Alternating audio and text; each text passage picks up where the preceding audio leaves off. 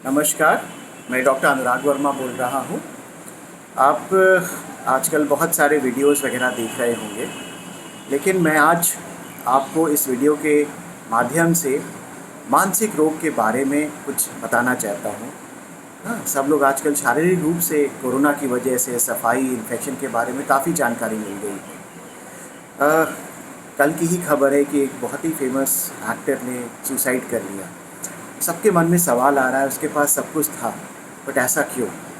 यही भ्रांति, यही स्टिग्मा आज तक मानसिक रोग के बारे में बना हुआ है।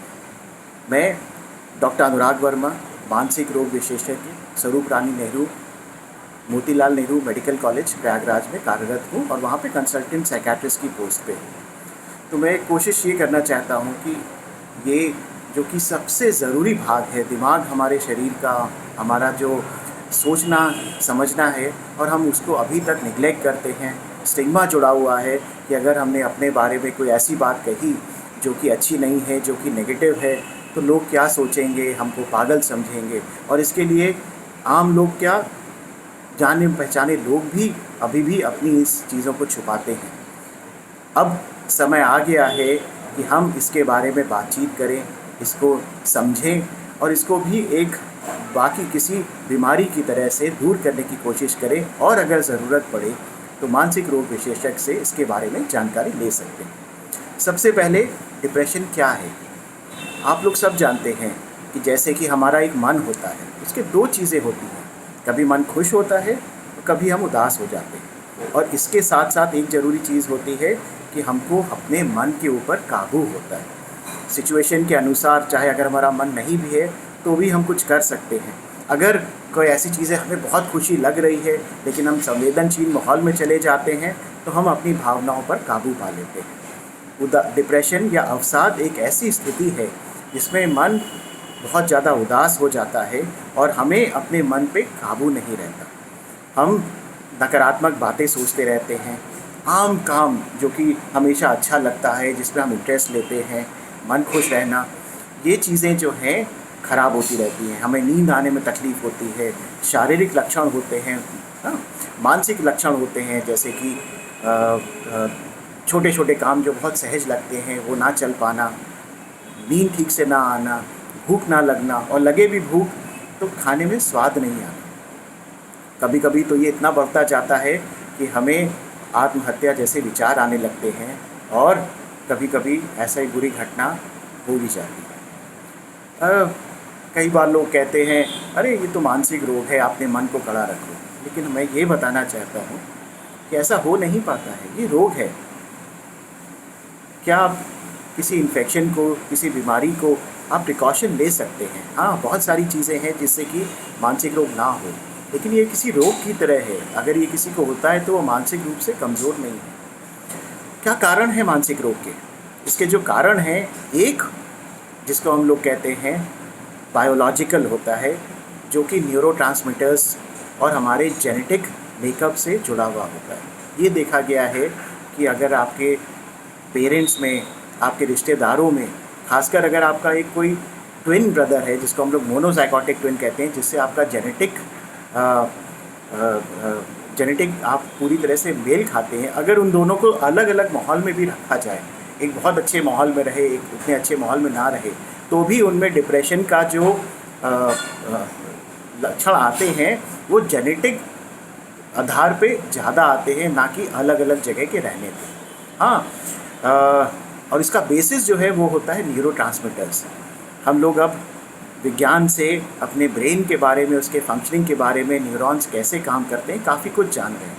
दिमाग में कुछ न्यूरोट्रांसमीटर्स होते हैं जिनको हम लोग सेरोटोनिन, नॉरएपिनेफ्रिन, डोपामिन के नाम से जानते हैं, जो कि मोनोअमाइनर्जिक होते हैं।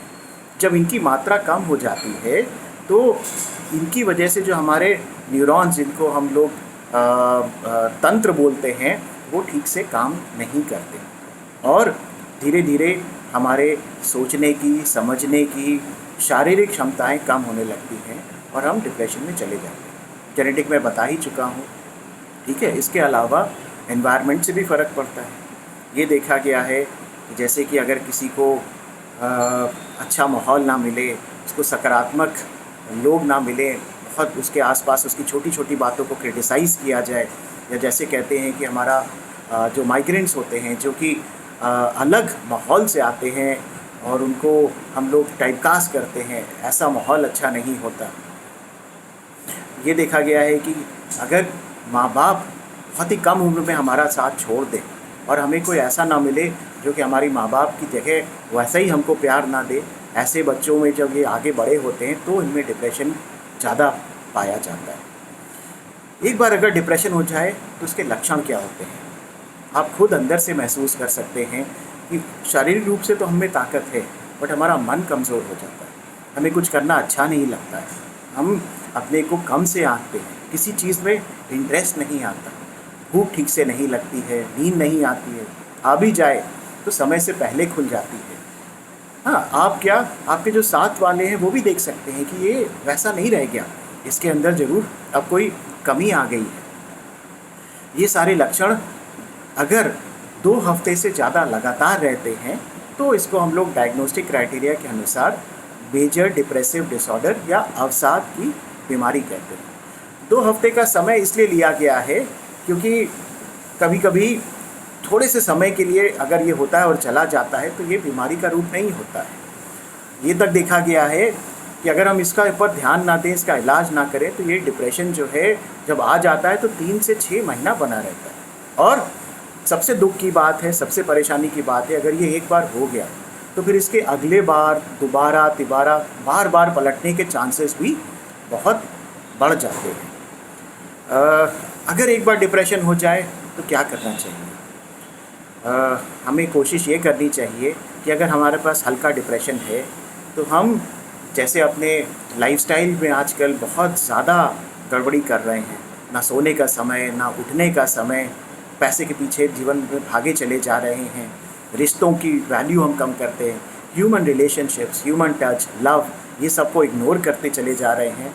ये सब अब हमको अंत में किसी और तरह से परेशान कर सकता है। सुबह उठना, हल्की कसरत करना, अपना एक इंटरेस्ट बनाए रखना, कोई भी आपका व्यक्तित्व है, किसी को म्यूज़िक में इंटरेस्ट है, किसी को स्पोर्ट्स में इंटरेस्ट है, किसी को एक्सरसाइज में इंटरेस्ट है, लेकिन एक पॉजिटिव हॉबी हमको बहुत मदद करती है। और इसका बायोलॉजिकल कारण भी है, जब अब हम एक्सरसाइज वगैरह करते हैं तो हमारे शरीर के अंदर जो न्यूरोट्रांसमीटर्स और पॉजिटिव हार्मोन्स हैं वो खुद से सिक्रीट होते हैं और हमको इसमें डिप्रेशन में जाने से भी रोकते हैं, यानी ये प्रिवेंटिव भी है, और अगर हो जाए तो उसमें हमको निकलने से भी मदद करते हैं।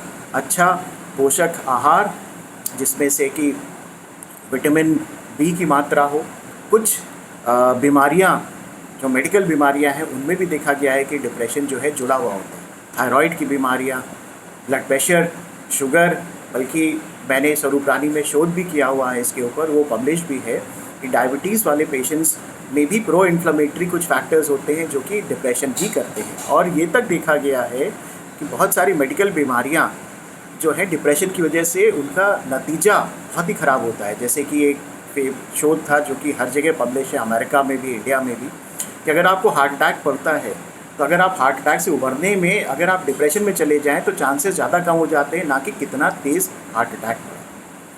अगर एक बार डिप्रेशन हो जाए और ये बढ़ता जाए, आपको इन सब चीज़ों से मदद ना मिले, तो इसकी अब बहुत ही सकारात्मक दवाएं भी आ गई हैं। ये दवाएं सुरक्षित होती हैं, सेफ़ होती हैं, लंबे समय के लिए ले सकते हैं। ये नींद की दवाएं नहीं होती और ना ही इससे आपकी कार्य करने की क्षमता कम होती है, बल्कि उल्टा, इससे आपके कार्य करने की क्षमता वापस पहले जैसे हो जाती है।